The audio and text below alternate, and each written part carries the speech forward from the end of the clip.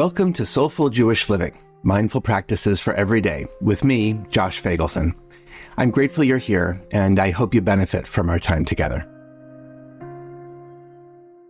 A few years ago, I was in the airport in Toronto, Canada, traveling back to the U.S.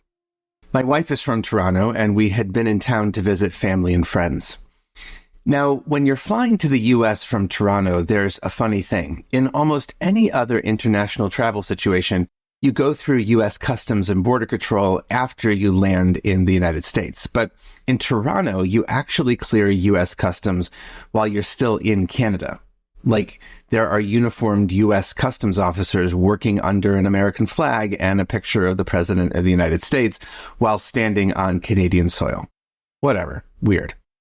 Anyway, the reason this is significant for this story is that it means that if you have a customs issue, you can miss your flight.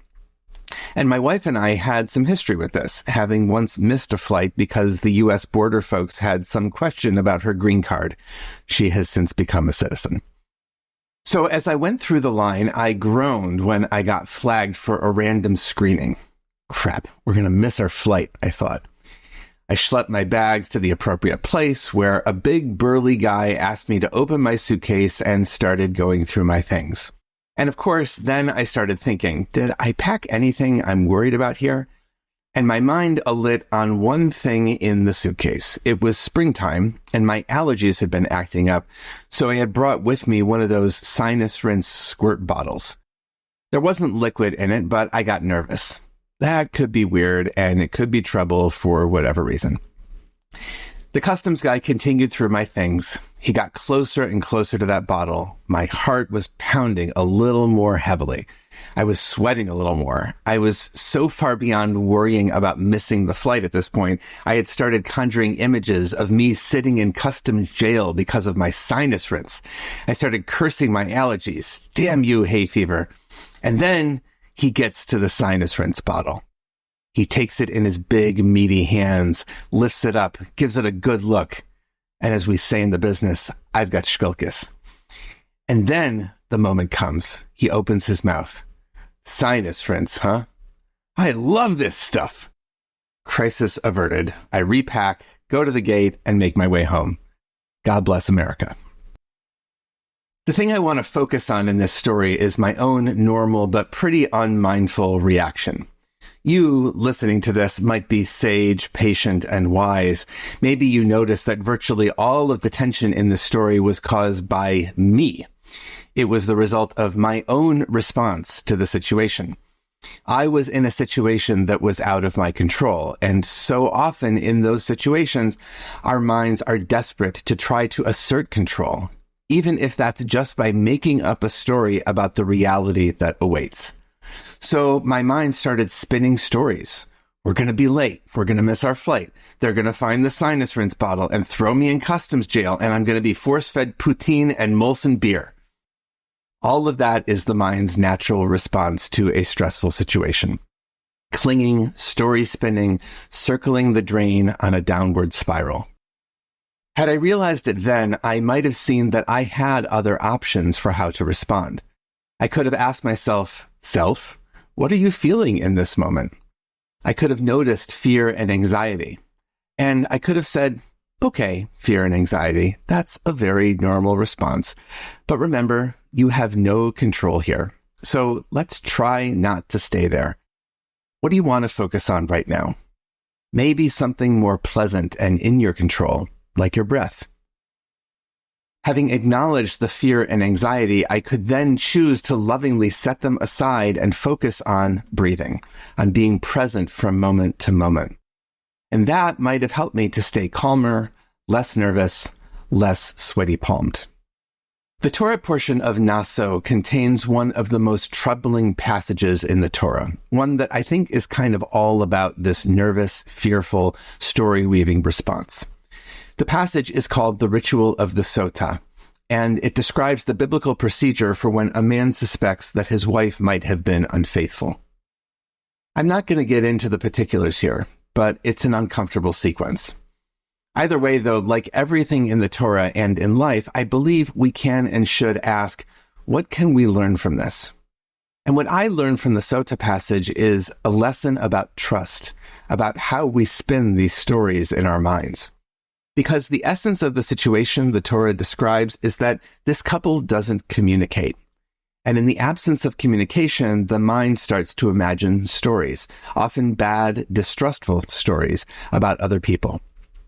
Our fight or flight reflexes, which are designed to protect us, label unknown objects and people as untrustworthy, as threats. We imagine the worst possible outcomes.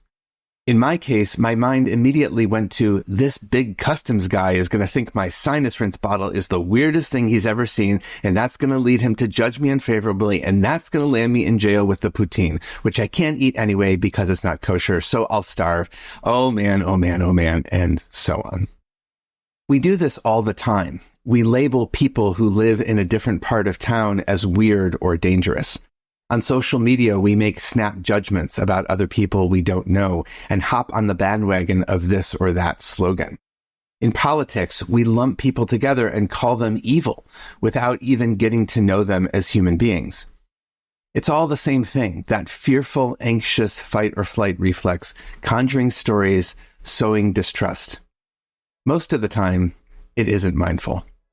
So here's a practice that can help. It's a meditation practice, but it's brief. One you can use when you're standing in the security line at the airport or even when you're stuck in traffic. If you can, close your eyes. If you can't, just try to soften your gaze a bit. Take a good, deep breath. Try counting to 4 on the inhale through the nose. Hold the breath for a beat. And then try counting to 4 on the exhale through the mouth. Do that again. And one more time.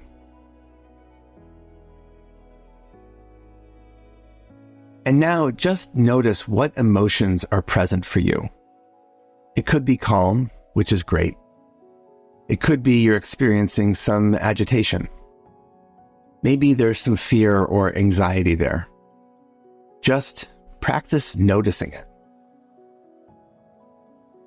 Through your noticing, try to create a little separation between you and your emotions.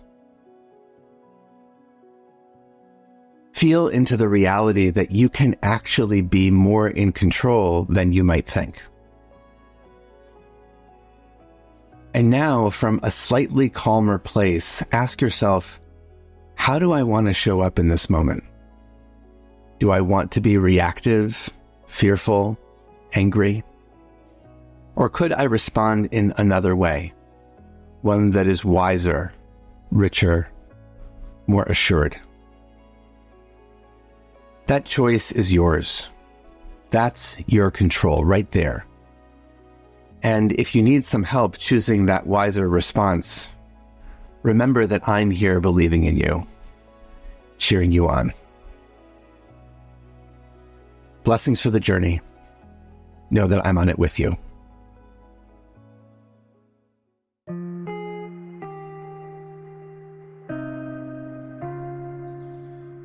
Thank you for joining us for Soulful Jewish Living, Mindful Practices for Every Day, a production of Unpacked, a division of OpenDor Media, and the Institute for Jewish Spirituality.